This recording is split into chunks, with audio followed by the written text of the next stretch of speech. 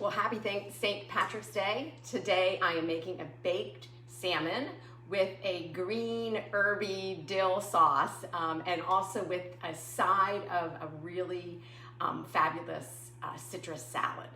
I'm Judy Matesky. I'm a culinary nutritionist with Athens Nutrition. So welcome and thanks for joining live. For those of you who are live, anyone who's watching this on the replay, welcome.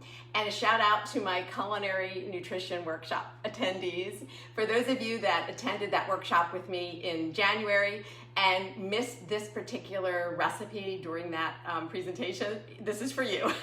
So this is now going to be recorded, so you guys can all go back and watch it if you're not with me live. All right, let's get started. I'm going to start with the dill. So this is a dill-based dish. So if you don't love dill, I really don't have a substitute for you. It really is based, this whole thing is really based on dill. I mean, I guess you could use parsley because you can use parsley for everything, but it just won't be quite the same. I want to show you though how if you've missed this before, how I keep my dill or my fresh herbs. This is the bag it came in.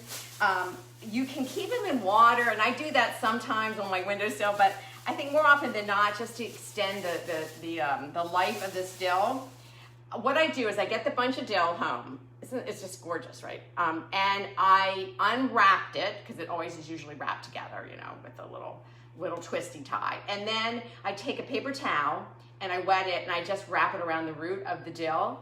And then I pop it right back in the bag and then it goes in the refrigerator. I bought this actually on Saturday. So it really still looks beautiful, doesn't it? So that's a great way to store it so that you can have it for, I get a good week, if not more, doing it this way. But when you unwrap it with that little twisty, you do want to kind of separate it a little bit so that it can breathe while it's in the refrigerator. And I don't really seal it tight in here. I kind of keep it kind of loose a little bit. So it did really, really well, and that's how I store all my herbs. I bought a bunch of parsley at the same time on Saturday, and it looks great. All right, so here's our dill, and we are gonna use this whole thing. And that's what I'm saying. This is really a dill-based sauce. And remember, I think when cooking, it's super important just to try to do whatever you can to prevent food waste. That has always been a pet peeve of mine, but I feel like it's getting a little more traction and more attention lately. So the only thing I'm really gonna do is I'm gonna trim off the ends of this because they are getting brown, and some of the ends are a little bit too thick and a little bit too tough. So those are coming off. And I'm not even gonna save them. I mean, I probably could and then use them in a broth, and if you're making like some sort of a stock, you could use them. I'm just gonna toss them. But all right, so now we have this whole dill, and because it's already in a bunch, I am literally just gonna take this and start at the tip end. Oh, it's like jumping around. And just slicing this down. You don't have to do the whole thing at one time, but I am. And then as we're slicing, I'm just gonna drop it into this bowl. And again, you're seeing I'm using the stems. The stems are great. No reason to throw them out. They even are, I think, a little bit more flavorful than the leaves of the dill.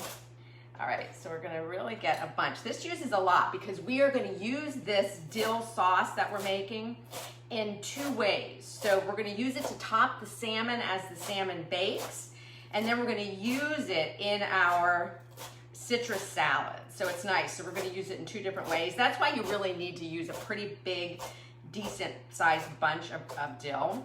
All right, so let's get this all down. And it doesn't have to be super finely chopped. We're just kind of bringing it down to, so it's, decently chopped. Okay, so this is like a mountain of dill. I was like, I have that was a really big bunch of dill. So look at it's a whole bowl. So if you have a little bit of a smaller dill bunch, that's fine too. All right, let me just rinse off. And then, that's fine. Let me just get my cutting board because I'm gonna need this again. Let me just rinse this off real quick. Now, with the salmon, I did do a little bit of ahead of time, and I'll share that with you because the method that we're using to bake our salmon, because it is a baked salmon, it is a lower temperature. So the oven is set at like 300 degrees. So it takes a little bit longer. So it's about a 20 to 25 minute bake for the salmon to get done. And I just didn't want to have us hanging around that long on the video. So what I did was, let me just pull it over here to show you. I have just 2 salmon fillets. These are wild sockeye salmon. I get them from my wild Alaskan company. They get delivered right to my door, you know, frozen individually. Super convenient for me. The recipe calls for 4 fillets. I'm just doing 2 rather than 4 because I'm just going to use them tonight, and we're actually going away for the weekend. So anyway, I just didn't want to make all 4 of them, but it would be for 4. I pre-baked this a little bit in the oven for an extra maybe like 10-15 minutes just to get a head start. I wouldn't normally do that because you're going to top this with the dill, but I just wanted to show you, and then I'll bring it back. So all I did to prep it was I put it on a sheet pan with some parchment paper. I did a little salt and pepper on top, and that's what you would do in this recipe. So up to this step, you would be doing that with the salmon. Then we're just gonna top it with the dill once we get this dill sauce together. All right, so I'm just gonna put that off to the side. All right, so now we have our dill, and the only thing that's gonna go in here is, there's just 3 things. We're gonna use some ginger. Oh gosh, the lighting got really bad when I was underneath that light. All right, we're gonna use some ginger. So I have my ginger, as always, stored in some white wine that is in my refrigerator, and it lasts forever. I can't even tell you how long it's been in there, but I just keep using it as I need it. And it's about an inch, little inch, you know, little inch size wheel of the ginger. And then we're just gonna chop it down, fairly fine. And if you have a, you know, a zester and you want to use that, that's fine too. I actually have my zester out and it's already dirty because I used it for some orange rind. I probably could have done that just to make it a little bit quicker. But you know, fairly finely chopped. We don't really want big, huge chunks of ginger in this, so really a zester would actually be really, really good for this recipe. Just for the ginger to make it, because we're cooking the ginger a little bit, but some of it's going to stay raw for the salad. Okay, so that's about a 1-inch little knob of ginger. So I'm going to add that right into the dill that we've already pre-chopped here. All right, and then we're going to use about 1/4 cup of olive oil, extra virgin olive oil. And for the extra virgin olive oil, you do want 1/4 cup. Now this was a lot of dill, so I might use a little bit more than 1/4 cup, but that was just a really big bunch of dill. So I think I'm gonna add maybe just half again as much of that olive oil. All right, but typically most dill, when you get a bunch of dill, it's not usually quite that robust. All right, so now we just have it's just ginger in this bowl. We have ginger, chopped dill, and some olive oil, and that's it. So that's what we're going to be using as the topping for our baked salmon. So let me pull that salmon back over. So you wouldn't pre-bake the salmon. So you'd have your salmon prepped with just a little salt and pepper on your parchment-lined baking sheet. And then you're going to take the salmon, you're going to take this mixture, and we're going to use, well, if you had 4 fillets, you would use about half of this dill mixture to top on top of your 4 salmon fillets. Since I only have 2, I'm not going to use quite as much, but I just want it to really, you kind of want to mound it up so you have the whole half to use. I'm probably going to put a little bit more on than I would if I had 4, because I have a little bit more to play with here. And you don't really need to salt and pepper the dill sauce, or this little dill topping, because you've already salt and peppered your salmon. Okay. All right, so we have the salmon now topped with the dill, and I'm going to pop it back in the oven, and then we're going to do the side citrus salad. So this takes, and it's hard to give you measurements time for cooking salmon or fish, because it really depends on how thick the fish fillet is. So this is probably about 1 inch thick. I don't even know if it's pretty thin. So the recipe calls for about 20 to 25 minutes in the oven. If it's a little thicker, it's going to take a little longer. If it's thinner, it's going to take less time. So you just kind of have to keep an eye on it. All you're looking for is when you pull it out, just check it, once in a while with a little fork, And you want to just, you want it to be a little translucent. You want it to look like it's kind of cooked through, and it flakes pretty easily, but it's not dry, all right? The one thing with wild salmon, it is a little drier because it doesn't have as high of a fat content as farmed salmon. So in a dish like this, you just want to keep an eye on it, but it does have that olive oil in the dill sauce that's going to help kind of marinate that fish while it's baking a little bit to keep it moist. But I love baking fish at a low temperature, like that 300-degree oven, because it really does help with keeping the fish from overcooking and getting too dry, because it's cooking a little longer and a little slower. So it's kind of a nice it's a nice method of cooking fish. All right, so let's go ahead and go right into the citrus salad. And this is probably my favorite part of this dish. I usually sometimes make double just because I love to have it as an extra salad to use for other things. So what I have here, and I'm going to go through a couple of things, and a little bit around food waste, and then a little bit about a method called supreme, to supreme a citrus. I want to show you what that is. So that's a little bit fussy, but you really kind of need to do it because we're using grapefruit. So we're going to use 1 grapefruit and we're going to use 2 oranges.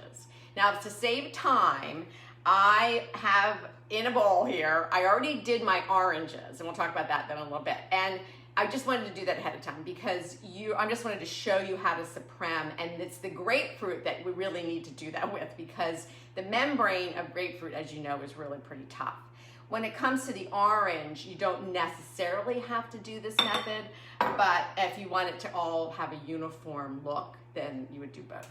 All right, so let me just show you, let me just put this to the side. So let me just show you what supreming really is. And basically it's just separating the wedges, the fruit of the citrus from its membrane. And it just makes for a prettier presentation.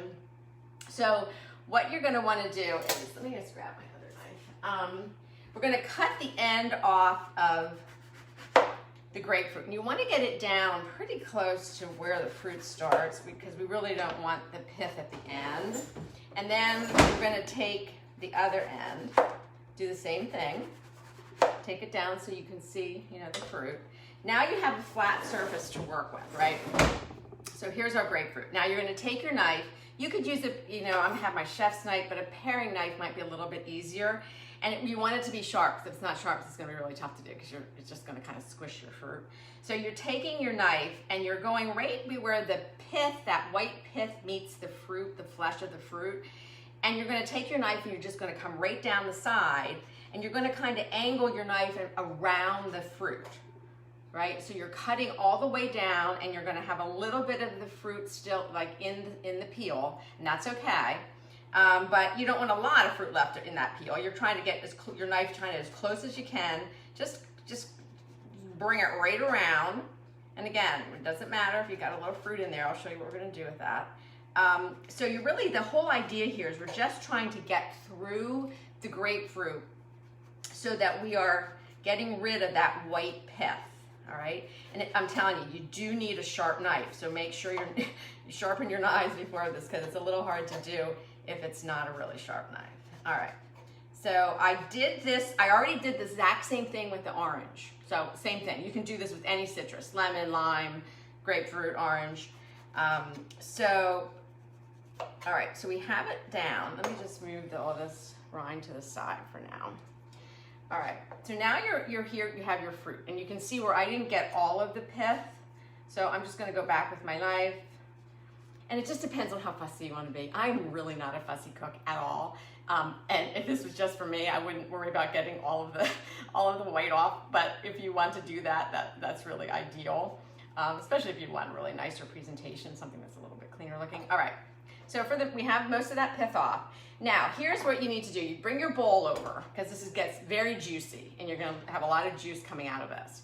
You're gonna hold your grapefruit, and you're gonna find where those membranes are, that divide the little sections, and you're gonna take your knife and you're gonna go to either side of the membrane, and then you're gonna pop it out, and now you have a beautiful wedge of grapefruit without that membrane. And that's what supreming is. So that's the name for it. And you're just gonna do that all the way around, getting through between the membrane of each little wedge. Like I said, this takes a little bit of time, but it's really, really easy. And it is very juicy, so you definitely need to do this over the bowl that that you're collecting your wedges in. And we want the juice too. So we're really not gonna, with the grapefruit, I am not saving the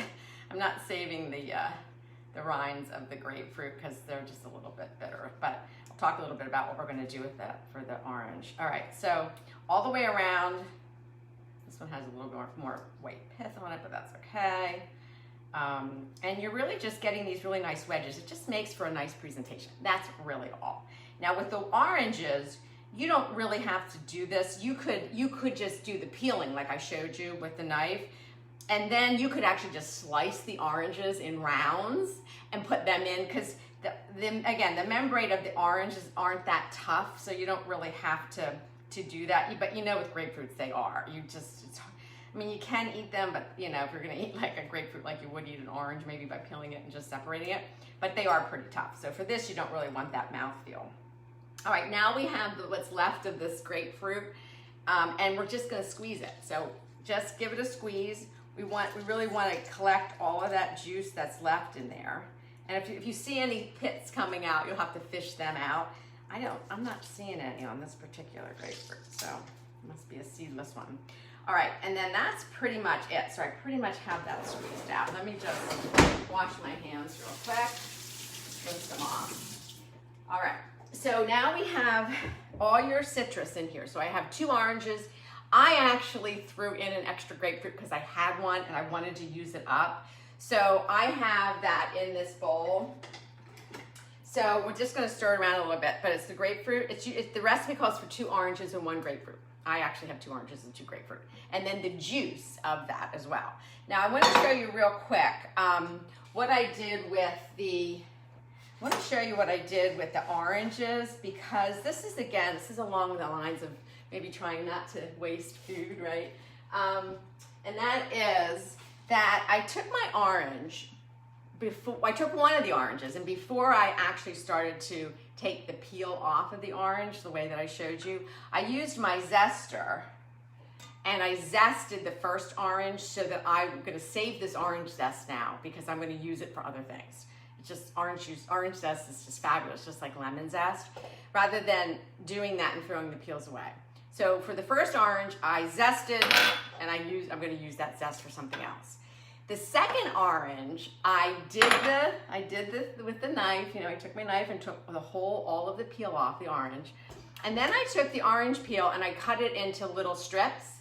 And I have not done this before, but I'm gonna try it. I'm gonna candy these. It looks super easy to do. So I'm gonna do this afternoon. I think I'm gonna try the candy. If it works, I will do that. I will do it on Facebook Live and we'll see how it goes. But that way, you are really not wasting anything. I am throwing away the grapefruit, but you probably can, you know, candy grapefruit rind as well.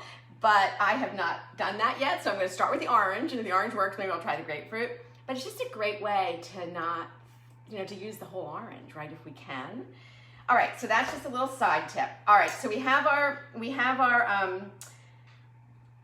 citrus now wedges supremed, ready to go. And now we're going to, the recipe calls for fennel. And I often have fennel because I do buy it pretty frequently, but I realized I didn't buy fennel.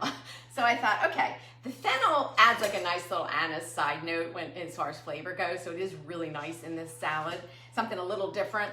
But because I don't have fennel, I am just gonna use, I do have celery. So that's what's going in. So I have celery. I have some of the leaves of the celery, which I really like. I just think it brings a nice, more intense celery flavor. So I'm just gonna chop these up real quick.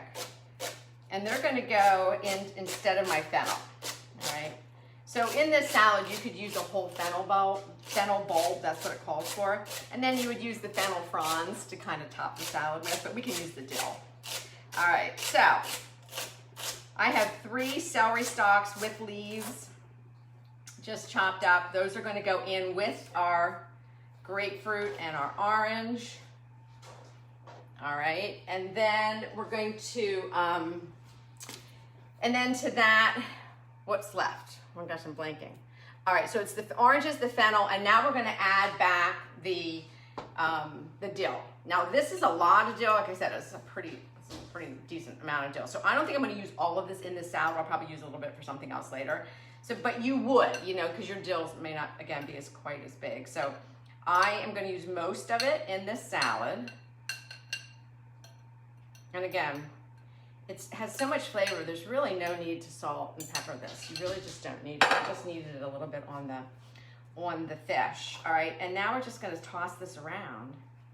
So we have, this is our citrus dill and fennel salad, although I am using celery. And just again, I mean, that's the beauty of cooking. When you're cooking, use what you have. You don't necessarily have, if you don't have something, think about, well, what does that bring to the recipe? This fennel brings some crunch, and it would have brought a little anise-like flavor, but the celery will bring its own flavor, and it'll complement the salad just as well as the fennel. So you can always swap in, you know, kind of think about what that ingredient's doing. Do I even need it? Sometimes recipes call for things that you could probably leave them out, and the recipe still would be fine.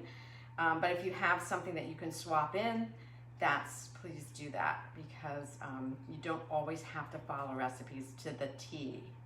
All right, so there's our citrus salad.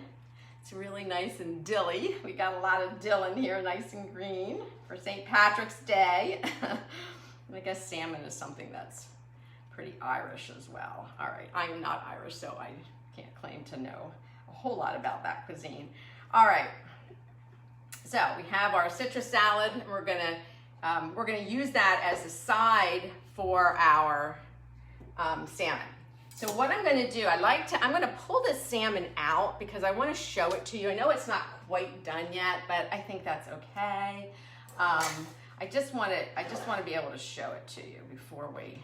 Now I do have a scallion. I was tempted to throw it in. If you have a scallion or two laying around, you could certainly add that to this salad.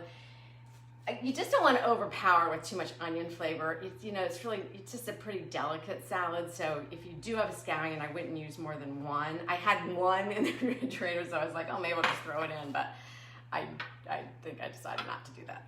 All right, let me pull out my salmon so I can show you how far it got. All right, so we'll just talk about it a little bit. So here's the salmon again. This is wild salmon. It's topped with the dill. I don't know if you can see this on camera or not because of the light, but I'm just opening it up just to take a peek inside. And it's done because this is a really thin fillet. So I had it in the oven, pre-baked it for about 10 minutes, a little maybe 12 minutes. And then it was just in for what, another 5 minutes or so. This one cooked more, faster than 20 minutes from what the recipe says. But that's okay because again, everyone's gonna be different. So you're just gonna have to check it along the way. So let me just show you, because I think it's just such a pretty, dish to serve if you're gonna have, if you're having company, if you're having someone coming over for dinner. I think it's super easy to do, because there's, again, very few ingredients.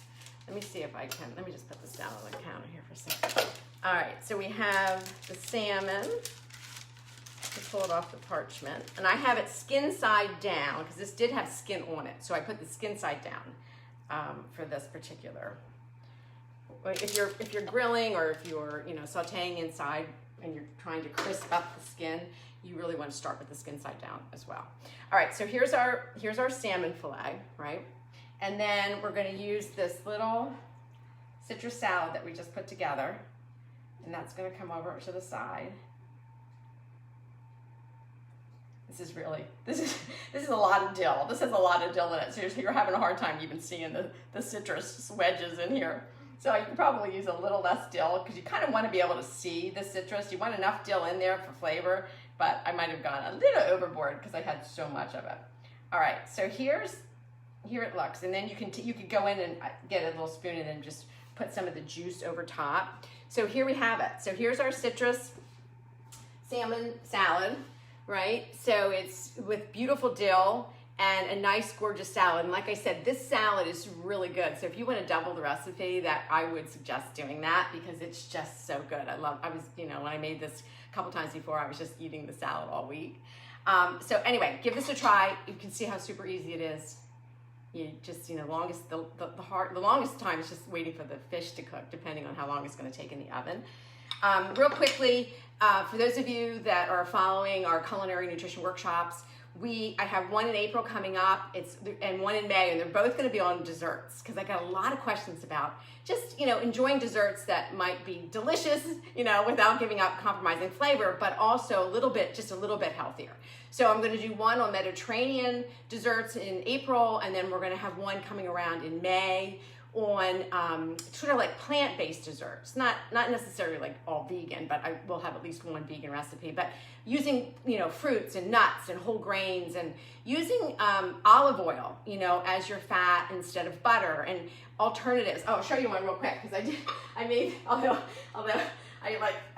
got some dill on here, so if you see any green, it's just a little dill that got on. This cake is I'm making this. It's a ricotta orange cake, and it is fabulous, and it uses olive oil as the healthy oil or healthy fat.